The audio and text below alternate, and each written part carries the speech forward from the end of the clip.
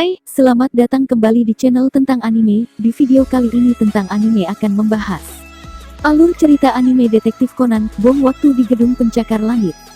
Tapi sebelum lanjut, jangan lupa klik tombol subscribe dan nyalakan lonceng notifikasinya.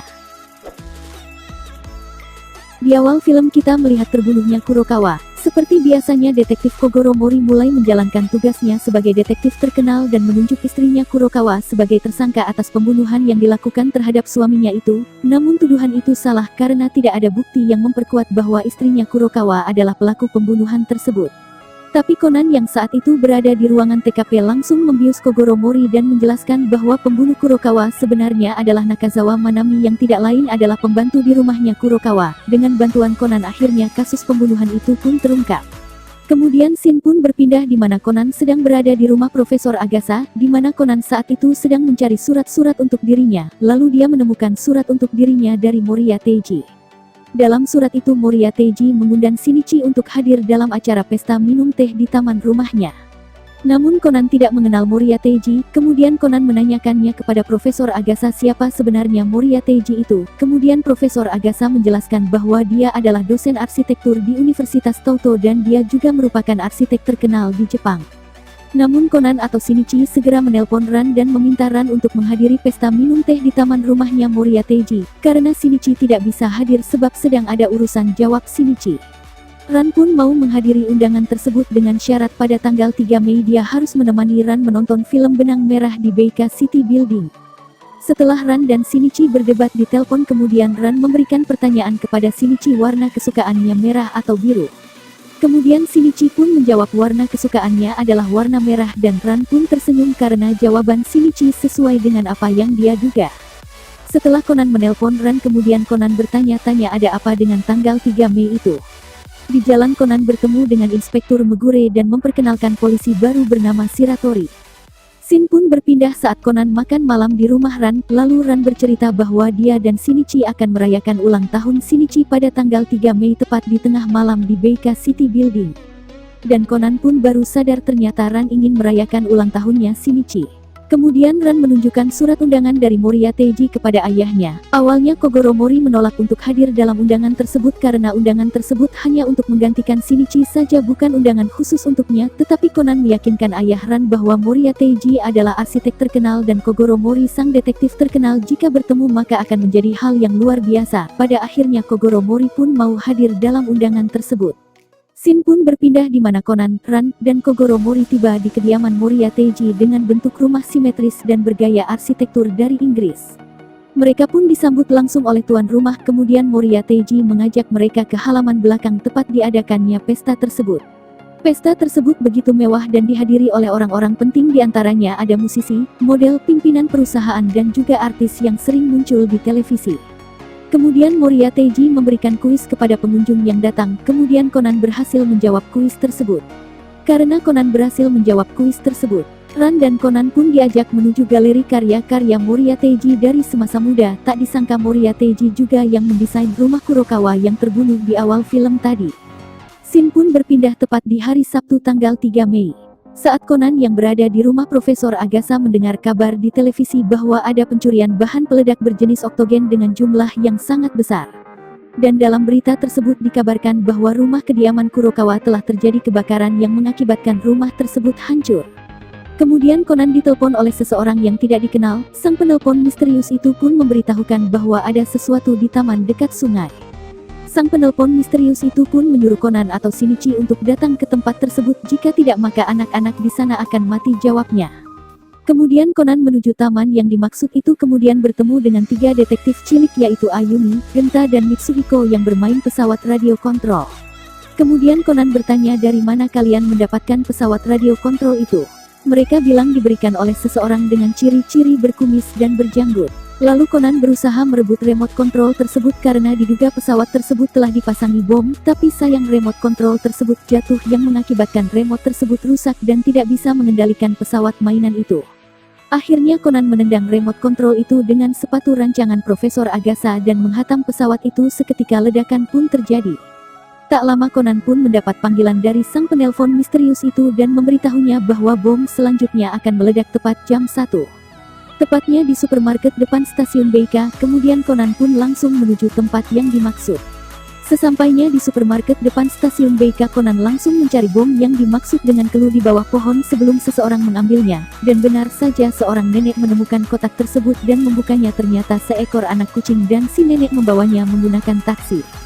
Kemudian Conan mengejar taksi yang ditumpangi nenek tersebut, namun sayang skateboard yang digunakannya rusak akibat benturan saat menuju ke supermarket tadi, dan akhirnya Conan meminjam sepeda seseorang yang kebetulan ada di depannya.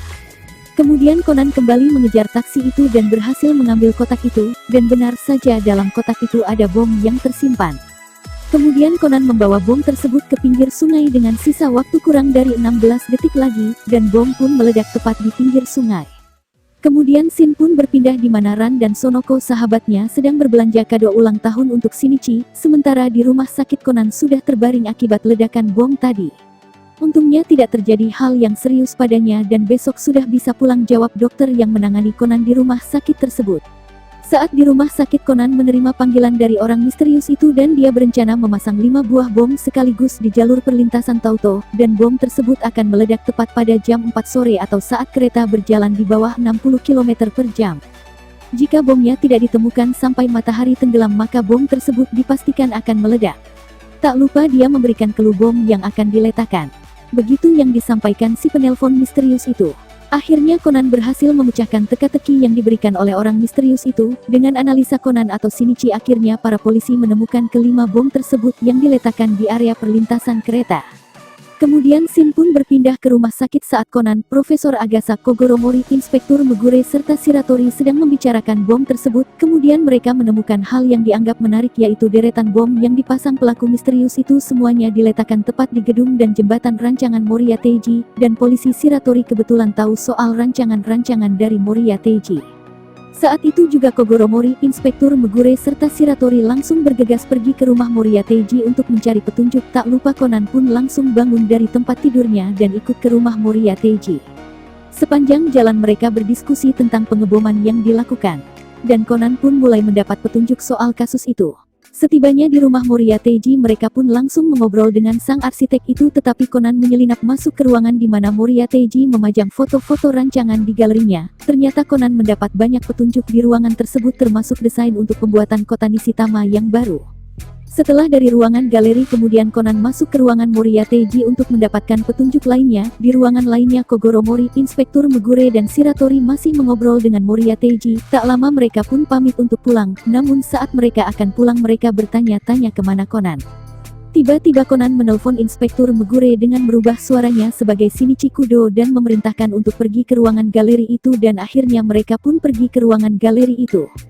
Sesampainya di sana, Inspektur Megure ditelepon kembali oleh Shinichi. Saat Kudo berbicara, dia meminta Inspektur Megure untuk menyalakan speaker di telepon genggamnya itu. Saat Kudo sedang berbicara tentang siapa pelaku teror bom, tiba-tiba Kogoromori dengan lantangnya berbicara bahwa dia sudah mengetahui orang yang melakukan teror bom selama ini.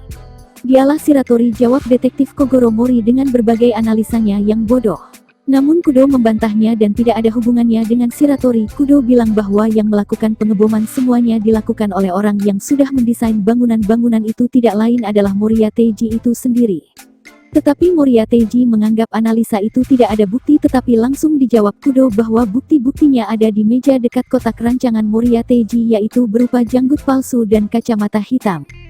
Sontak Moriya Teiji terkejut dan dia berkata bahwa janggut palsu dan kacamata hitamnya dia simpan di lemari besi. Saat itu juga Conan menghampiri mereka dan berkata jadi barang bukti janggut palsu dan kacamata hitam berada di lemari besi.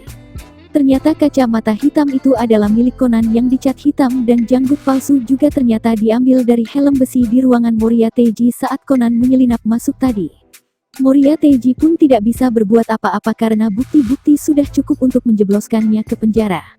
Saat Shiratori ingin menangkapnya, tiba-tiba Moriya Teiji mengeluarkan pematik apinya yang tak lain adalah pemicu bom yang ditempatkan di kawasan perumahan dekat rumahnya. Sontak mereka kaget.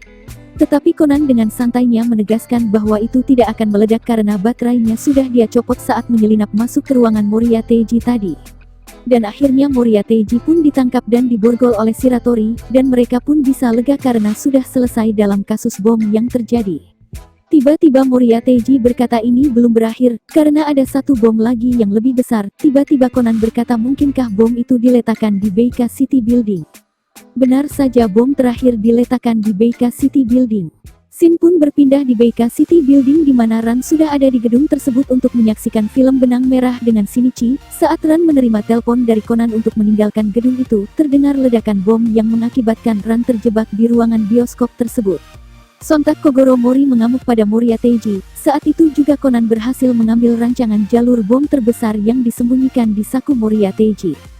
Kemudian Conan bergegas pergi ke Beika City disusul oleh Inspektur Megure dan Kogoro Mori.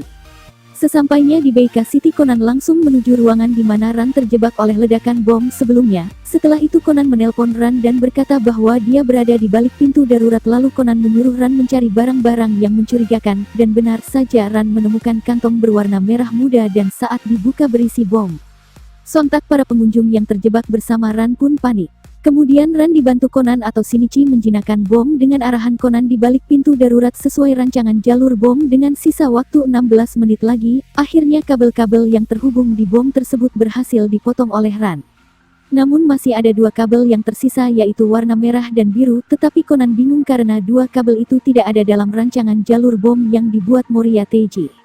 Dalam kepanikan tiba-tiba lonceng jam pun berbunyi dari balik pintu darurat. Ran mengucapkan selamat ulang tahun pada Shinichi. Ran berkata ini ucapan selamat terakhir darinya untuk Shinichi. Lalu Shinichi berkata untuk memotong kabel sesuai keinginannya Ran karena jika salah memotong dan bom meledak kita sama-sama meninggal, jawab Shinichi.